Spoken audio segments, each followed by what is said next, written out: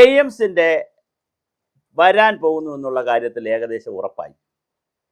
അപ്പോൾ വരാൻ പോകുന്നൊരു സാധനത്തിൽ നമ്മൾ കുറച്ച് വിവാദം ഉണ്ടാക്കിയില്ലേ പിന്നെ നമ്മളെ പേര് മലയാളി എന്നല്ലല്ലോ, നമ്മൾ കുറച്ച് വിവാദം ഉണ്ടാക്കും, അത് പിന്നെ നമ്മൾ രസമാണ്.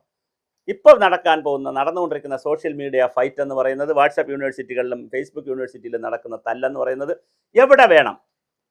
തിരുവനന്തപുരം കാട്ടാക്കട മുതൽ കാസർഗോഡ് വരെയുള്ള 4 ജില്ലകളിലായി 8-10 സ്ഥലങ്ങൾ കെ മുരളീധരൻ മന്ത്രി അതിൻ്റെ എസൻഷ്യാലിറ്റി സർട്ടിഫിക്കറ്റ് ഉൾപ്പെടെ ഡൽഹിക്ക് വിട്ടിട്ടുണ്ട് എന്നാണ് അറിയുന്നത്. അപ്പോൾ അങ്ങനെ എസൻഷ്യാലിറ്റി സർട്ടിഫിക്കറ്റ് ഉൾപ്പെടെ ഡൽഹിക്ക് പോയി കഴിഞ്ഞാൽ പിന്നെ അവരുടെ ഒരു പഠന സംഘം വന്ന് ഇത് ഈ പറയുന്ന ഏക്കർ കണക്കിന് ഭൂമി എവിടെ ഉണ്ട് എന്നൊക്കെ അന്വേഷിച്ചാണ് ഇതിലേക്ക് പോകുന്നത്. അപ്പോഴാണ് ഒരു ചോദ്യവും ഒരു സംശയവും നമുക്കുള്ളത്. എന്തുകൊണ്ട് തിരുവനന്തപുരത്ത് ഇത് വരണം എന്ന് പറയുന്നത് പോലുമുണ്ട്, തിരുവനന്തപുരത്ത് വരരുത്, കാരണം 2 മെഡിക്കൽ കോളേജ് തിരുവനന്തപുരത്ത് വരികയാണ്, ഇനി എയിംസ് കൂടി തിരുവനന്തപുരത്ത് വരണോ എന്നുള്ളൊരു ചോദ്യമുണ്ട്. അപ്പോഴാണ് മറ്റൊരു പ്രധാനപ്പെട്ട ചോദ്യം ഉയർന്നു വരുന്നത്. തിരുവനന്തപുരത്തുള്ള 2 മെഡിക്കൽ കോളേജിൽ ഇനി ഈ ഇപ്പോൾ ഉള്ള നിലവിലുള്ള മെഡിക്കൽ കോളേജിനെ എയിംസ് ആക്കി മാറ്റാൻ പറ്റുമോ, എന്നിട്ട് മറ്റൊരു മെഡിക്കൽ കോളേജ് ഈ ഇല്ലാത്ത പിന്നോക്ക ജില്ലയിലേക്ക് കൊടുക്കാൻ പറ്റുമോ എന്നൊരു ചോദ്യമുണ്ട്. എന്തായാലും എയിംസ് വരുമ്പോൾ ഒരു കാര്യം ശ്രദ്ധേയമാണ്, അത് തിരുവനന്തപുരത്ത് വന്നാലും കാസർഗോഡ് വന്നാലും കോഴിക്കോട് വന്നാലും എവിടെ വന്നാലും ഒരുപാട് ഉൾഗ്രാമത്തിലേക്ക് എയിംസ് വരികയാണെങ്കിൽ പിന്നെ അവിടെ ഹെലികോപ്റ്റർ സംവിധാനം വരെ ഉണ്ടെങ്കിൽ ആളുകളെ എത്തിക്കുക വളരെ പ്രയാസമാണ്. അതുകൊണ്ട് എയിംസിൻ്റെ ക്യാമ്പസ് തീരുമാനിക്കുമ്പോൾ റോഡ് ആക്സസിബിലിറ്റി വളരെ പ്രധാനമാണ്, റെയിൽ ആക്സസിബിലിറ്റി പ്രധാനമാണ്, ഫ്ലൈറ്റിൻ്റെ ആക്സസിബിലിറ്റി പ്രധാനമാണ്. അങ്ങനെ പ്രധാനമായിട്ടുള്ള നഗരങ്ങളിൽ വേണം ഇത് പരീക്ഷിക്കാൻ.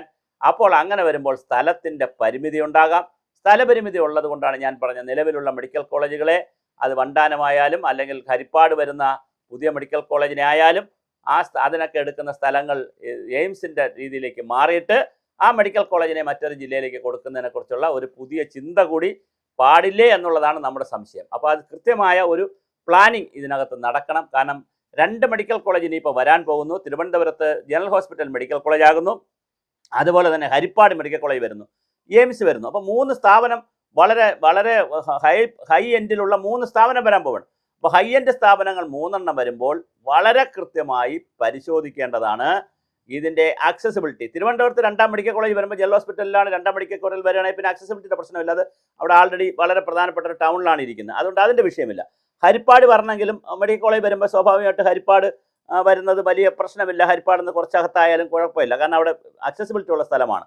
അതേസമയം മലയോര പ്രദേശങ്ങളിലോ കാടുള്ള പ്രദേശങ്ങളിലോ ഒക്കെ മെഡിക്കൽ കോളേജ് പോവുകയാണെങ്കിൽ, ഗ്രാമങ്ങളിലേക്ക് പോവുകയാണെങ്കിൽ, എയിംസ് പോവുകയാണെങ്കിലും പിന്നെ അവിടെ എത്തിപ്പെടാൻ, കാരണം ഇതൊരു ഗവേഷണ സ്ഥാപനമല്ല, ഇപ്പോൾ ISRO ഇരിക്കുന്ന പോലെ BSS ഇരിക്കുന്ന പോലെ ജനങ്ങളുമായി ബന്ധമില്ലാത്തൊരു സ്ഥാപനമല്ല, ഇത് ദൈനംദിനം രോഗികൾ വരേണ്ടുന്ന ജനങ്ങൾ വരേണ്ടുന്ന ഒരു സ്ഥാപനമാണ്. അപ്പോൾ അങ്ങനെയാണെങ്കിൽ എന്തുകൊണ്ട് എയിംസിൻ്റെ ഘടകങ്ങൾ പിന്നെ അല്ലെങ്കിൽ എയിംസിൻ്റെ ഭാഗമായുള്ള പഠന കോളേജുകൾ ഗ്രാമത്തിലേക്ക് പോവുകയും എയിംസിൻ്റെ ചികിത്സാ സമ്പ്രദായങ്ങൾ നഗരത്തിൽ നിൽക്കുകയും ചെയ്യുന്നതിനെക്കുറിച്ചും ആലോചിക്കണം. അപ്പോൾ അങ്ങനെ 2ആയും ചിന്തിക്കണം. അപ്പോൾ ഇത് നമ്മൾ പ്രായോഗികമായിട്ട് വേണം ചിന്തിക്കാൻ, അല്ലാതെ നമ്മൾ എഴുതി വെച്ച് കാലിനനുസരിച്ച് പിന്നെ ചെരുപ്പ് മുറിക്കുകയാണ് ചെയ്യുന്നത്, ചെരുപ്പിനനുസരിച്ച് കാല് മുറിക്കുകയല്ല ചെയ്യേണ്ടത്. അപ്പോൾ എയിംസിൻ്റെ നിയമാവലിയിൽ അങ്ങനെ എന്തെങ്കിലും ഭേദഗതി വരുത്തണമെങ്കിൽ കേന്ദ്ര ഗവൺമെൻറ് അതും ചിന്തിക്കണം. അതും ചിന്തിച്ചുകൊണ്ട് എയിംസ് വരട്ടെ. വളരെ കൃത്യമായി എയിംസ് കേരളത്തിൽ വരുമെന്ന് തന്നെയാണ് കേൾക്കുന്നത്. അതുപോലെ ESI ആശ്രമ മൈതാനത്തുള്ള ESI ഹോസ്പിറ്റലിനെ മെഡിക്കൽ കോളേജ് ആക്കാനുള്ള എസൻഷ്യാലിറ്റി സർട്ടിഫിക്കറ്റും പോയിട്ടുണ്ട്. അത് NK പ്രേമേന്ദ്രൻ്റെ ഒരു മാസ്റ്റർ പീസ് പ്രോജക്റ്റാണ്, അദ്ദേഹം വളരെ ശക്തമായി അതിൻ്റെ പിന്നിലുണ്ട്. അപ്പോൾ ഇങ്ങനെ വിവിധ ഗ്രൂപ്പുകളും വ്യക്തികളുമൊക്കെ ശക്തമായി കേരളത്തിലെ മെഡിക്കൽ സെൻ്ററിലുണ്ട്. അപ്പോഴും ഇന്ന് ഒരു വളരെ പ്രധാനപ്പെട്ട ഒരു സ്റ്റേറ്റ്മെൻറ്റ് കെ മുരളീധരൻ അവർ ഇറക്കിയിട്ടുണ്ട്. ആ സ്റ്റേറ്റ്മെൻറ്റിൽ ഭാഗികമായി ശരിയുമുണ്ട്, ഭാഗികമായി തെറ്റുമുണ്ട്. സ്റ്റേറ്റ്മെൻറ്റ് ഇതാണ്: ആരോഗ്യ വകുപ്പിൻ്റെ ജോലി അല്ല, അല്ലെങ്കിൽ ആരോഗ്യവകുപ്പ് മാത്രം വിചാരിച്ചാൽ പറ്റില്ല ആരോഗ്യം കൊടുക്കാനെന്നാണ്. അതിൽ ഭാഗികമായി ശരിയുണ്ട്. കാരണം ശുദ്ധമായ വെള്ളവും ശുദ്ധമായ വായുവും ശുദ്ധമായ ഭക്ഷണവും നല്ല ജീവിതശൈലിയും വ്യായാമവും ഒക്കെ നടത്താതിരുന്നാൽ സ്വാഭാവികമായിട്ട് ആരോഗ്യ പ്രശ്നം വരും. ഇങ്ങനെ ആരോഗ്യ പ്രശ്നം പറഞ്ഞാൽ എല്ലാത്തിൻ്റെയും കൂടെ ഉത്തരവാദിത്വം ആരോഗ്യവകുപ്പിന് കൊടുക്കാൻ പറ്റത്തില്ല. പക്ഷേ അത് ശരിയാണ്, തീർച്ചയായിട്ടും കെ മുരളീധരൻ മന്ത്രി പറഞ്ഞ 100% കറക്റ്റാണ്. പക്ഷേ മറ്റൊരു പ്രധാനപ്പെട്ട കാര്യം, വലിയൊരു ജനകീയ ആരോഗ്യ വിദ്യാഭ്യാസം നാട്ടിൽ നടന്നാൽ, ആളുകൾ കുറെ കൂടി കെയർഫുള്ളായാൽ, ആളുകൾ കുറച്ചുകൂടി ശ്രദ്ധിച്ച് ജീവിച്ചാൽ തീർച്ചയായിട്ടും ഒരുപാട് ആരോഗ്യ പ്രശ്നങ്ങൾ പരിഹരിക്കാൻ പറ്റും. ആ മേഖലയിൽ ആരോഗ്യവകുപ്പിന് വലിയൊരു റോളുണ്ട്. പ്രൈമറി ഹെൽത്ത് സെൻറ്റർ രാജ്യത്ത് തുടങ്ങിയതിൻ്റെ പ്രധാന ആശയം തന്നെ പഴയ കാലത്ത് കുരുകുത്തിപ്പിള്ള എന്ന് പറഞ്ഞൊരു സംവിധാനം ഉണ്ടായിരുന്നു നമ്മുടെ നാട്ടിൽ. പിള്ളേരൊക്കെ കുഞ്ഞുനാളിൽ, എൻ്റെയൊക്കെ കുഞ്ഞുനാളിൽ കുരുകുത്തിപ്പിള്ള എന്ന് പറഞ്ഞാൽ ഈ പിന്നെ പോളിയോ പോലുള്ള കാര്യങ്ങൾക്ക് കുത്തിവയ്പ്പ് എടുക്കുന്ന ആൾ വീട്ടിൽ വന്നെടുക്കും.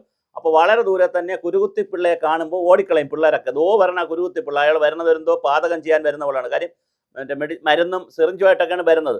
അങ്ങനെ കുരുകുത്തിപ്പിള്ളമാർ പിന്നെ ഒരുപാട് പ്രാഥമിക വിദ്യാഭ്യാസം ഒക്കെ നടത്തി ഒരുപാട് പിന്നെ പ്രചരണമൊക്കെ നടത്തിയാണ് പോളിയോ, TB, മന്ത്, ഇങ്ങനെ പിന്നെ എന്താണ് കുഷ്ഠം, ഇങ്ങനെയുള്ള ഒരുപാട് അസുഖങ്ങളെ നമുക്ക് നിരോധിക്കാൻ കഴിഞ്ഞതും പ്രതിരോധിക്കാൻ കഴിഞ്ഞതും മരുന്നുണ്ടായതുകൊണ്ട് മാത്രമല്ല, അതിന് വേണ്ടിയിട്ടുള്ള വളരെ വ്യാപകമായിട്ടുള്ള പ്രചരണ പരിപാടികൾ ഗ്രാമതലത്തിൽ ഗ്രാമസേവകൻ്റെയും ബ്ലോക്ക് സേവകൻ്റെയും അതുപോലെ തന്നെ പഞ്ചായത്തിൻ്റെ നേതൃത്വത്തിലൊക്കെ നടന്നിരുന്നു ഒരു കാലഘട്ടത്തിൽ.